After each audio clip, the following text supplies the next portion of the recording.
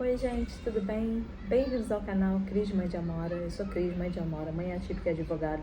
E hoje vou falar um pouquinho sobre educação inclusiva, né, gente? A gente está em véspera de carnaval, daqui a pouco tá todo mundo voltando oficialmente para as aulas, né? E a gente sempre fica nessa celeuma, né? Como é que é essa questão de educação inclusiva? Isso realmente funciona? Enfim. E eu vou falar um pouquinho no contexto legal, né? E assim, gente, a educação inclusiva, ela tá prevista na Constituição, nas leis, e atualmente há dois decretos, né? São decretos recentes de 2025, 1 de outubro, o 12686 e o 12773 de 2025, que eles são complementares, né? E eles vêm tratando muito sobre educação, né, inclusiva e como se ter essa educação inclusiva. E assim, eu não vou falar sobre o decreto todo, porque assim, a questão da educação inclusiva, ela já tem previsão tanto na Constituição como na lei. E hoje, o que muda, assim, especificamente, não é nem que mude, né? Isso aí já era para estar muito bem sedimentado, mas o que esses decretos trazem? O primeiro ponto é que para você ter adaptação escolar, você ter alguma questão que melhore a qualidade de vida do aluno, você não precisa mais trazer um relatório médico para a escola. A escola, ela pode, né, e a família, enfim, eles podem verificar que a criança tem uma demanda específica, a despeito de não haver, né, um relatório médico. Essa criança sim poderá ter um atendimento especial, poderá sim ter uma adaptação dos materiais escolares, enfim, para que ela possa acompanhar o grupo. Isso é uma novidade, né?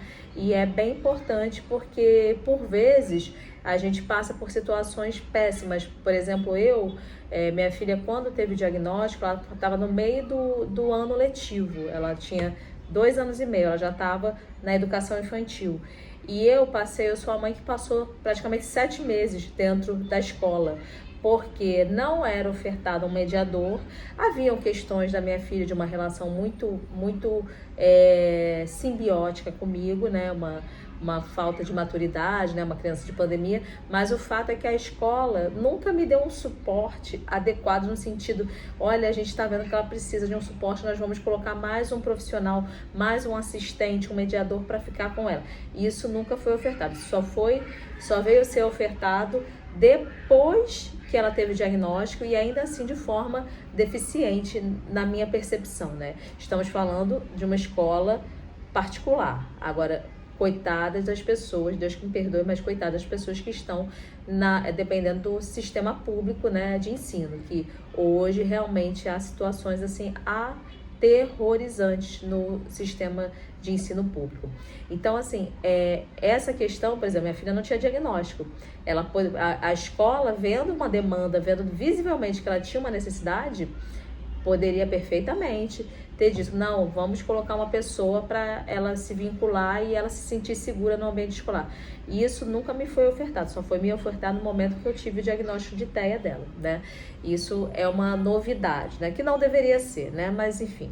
E o outro ponto, gente, é o seguinte, aparece agora o atendimento educacional especializado. E o que é isso? Finalmente, eles colocaram requisitos para uma pessoa atender uma criança com necessidade especial.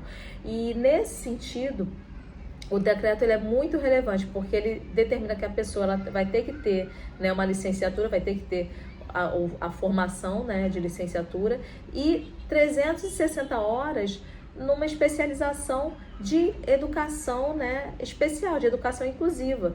E faz todo sentido, porque como é que você vai atender crianças, adolescentes com necessidades especiais se você não tem nenhuma formação para isso? É um negócio, é um contrassenso, né? Então, hoje já há esse requisito do atendimento educacional exclusivo, né? Perdão, o atendimento educacional especial. Então isso é algo muito importante. E também, você também tem hoje a figura de uma pessoa, né, que a gente diz que é o cuidador, né, que seria aquela pessoa que ajuda na higiene, ajuda a fazer algumas atividades simples, né, do dia a dia. Que essa pessoa, para atender uma pessoa, uma criança, adolescente com deficiência, ela vai precisar também ter, além do ensino médio, uma formação, uma capacitação de curso nessa linha de educação especial. E por que isso é importante, gente? Porque muitas vezes se colocam as pessoas e as escolas públicas em especial, né? E as particulares também, a gente não se iluda, né? Mas essas escolas, elas não têm pessoas capacitadas para atender pessoas que tenham demandas especiais. Por exemplo, autismo, que é um espectro muito amplo e cada criança tem uma especificidade. Você tem que ter um mínimo de conhecimento para você lidar, para você eventualmente evitar uma crise da criança, saber o que desencadeia uma crise. Então, essas figuras hoje, essas pessoas, elas vão realmente fazer um trabalho mais efetivo em relação às nossas crianças, né? E para além disso, esse decreto, ele fala claramente que isso vai ser tratado em todas as instâncias. Eu estou falando de instâncias, gente, mas no sentido de que seria educação infantil, ensino fundamental, ensino médio e ensino universitário. Há que se ter uma adaptação, um tratamento para todos os níveis escolares, né? Porque as pessoas não deixam de ser deficientes porque elas entraram na faculdade, né? Me parece uma coisa meio óbvia, mas tem que ser escrito, né? As obviedades. E infelizmente hoje, embora as obviedades nós temos leis de inclusão muito boas, ainda assim a gente vê um desacordo entre o que a lei diz e o que a realidade nos oferta, né? Então, assim, ainda que a gente tenha essa situação de leis muito boas que não são efetivadas, no momento que elas estão existindo, a gente tem que pensar que a gente tem que exigir, e acredito eu que vai se expandir isso nas searas assim educacionais, né? Enfim, ensino fundamental, ensino médio, ensino infantil. Isso vai se expandir no sentido de que, principalmente na rede pública, eles vão ter que fazer concursos para que pessoas, profissionais capacitados possam atender essa demanda, né? Que até o momento a gente não tem assim escolas que realmente deem recursos para as nossas crianças, entendeu? A gente tem uma dificuldade muito grande de efetivação dos direitos das pessoas com deficiência. Então, assim, gente, eu sempre, né, eu acho que não quero ser poliana, mas eu sempre quero ter uma visão muito positiva. Acho que esses decretos são importantes, principalmente por não exigir mais laudo médico, né, para você exigir um tratamento diferenciado para sua criança, e também pela questão de você estar exigindo especialização para os profissionais atenderem essas crianças, essas pessoas, adolescentes que têm necessidades especiais.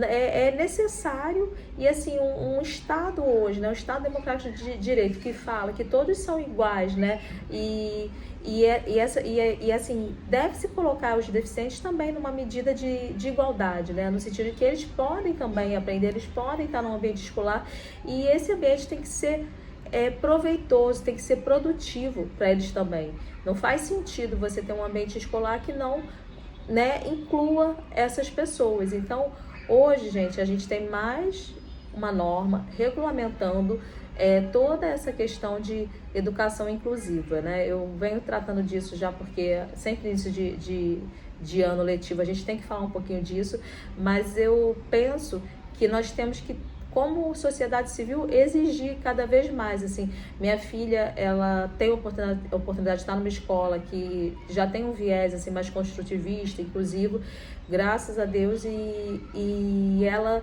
tem acesso a uma acompanhante terapêutica, ela tem acesso a um projeto pedagógico que inclui ela, e eu já estou marcando, já começou o ano, mas acho até que é uma falha da escola nesse sentido, porque eu acho que isso tem que ser feito antes de começar o ano letivo, mas já estou marcando para saber sobre o projeto pedagógico, discutir, conversar para a formação, né, a formatação de um plano de ensino individual para ela, porque no caso dela, né, ela ainda ela tá por 6 anos, ela está ainda aprendendo a falar, e é claro, assim, ela consegue identificar os números, consegue identificar as letras, mas a gente sabe que a defasagem com a ausência de fala, vamos dizer assim, né, ela está aprendendo a falar, ela não tem a fluidez de uma criança de 6 anos, isso gera um prejuízo muito grande. E a ideia é que a gente consiga, mesmo ela estando aqui, ela consiga, com os recursos, a assistência tecnológica que ela tem, né? Ela tem acesso à comunicação alternativa, ela tem acesso a vários recursos reforçadores, ela consiga chegar aqui, ó, junto com os amiguinhos dela que são típicos. Então a ideia da igualdade é essa, gente. Quem está aqui, a gente utiliza mecanismos para que ele esteja aqui também, junto com a gente, entendeu? E andando de mãos dadas. Essa é a finalidade da educação inclusiva, esse é o propósito, e se não funciona dessa forma, gente, a gente tem que criar outros mecanismos, entendeu? Crianças que, por exemplo, têm deficiência intelectual, são totalmente não verbais, não têm recursos assistivos, talvez elas tenham que ter outra forma de tratamento, e talvez assim uma condição que eleve elas também, entendeu? A gente não pode, ninguém pode ficar excluído, é essa a ideia, gente. Se vocês gostaram desse vídeo, compartilhem, curtam, e espero ter contribuído, e bom carnaval para todos, espero que tenha sido útil. Meus contatos estão todos aí, como eu disse, eu sou advogada, eu tenho especialização em direito médico, direito tributário, e também atuo em todos esses segmentos, tá bom, gente? Meus contatos estão aí, e qualquer dúvida eu estou à disposição. Um beijo, bom carnaval para todos, se divirtam, com juízo.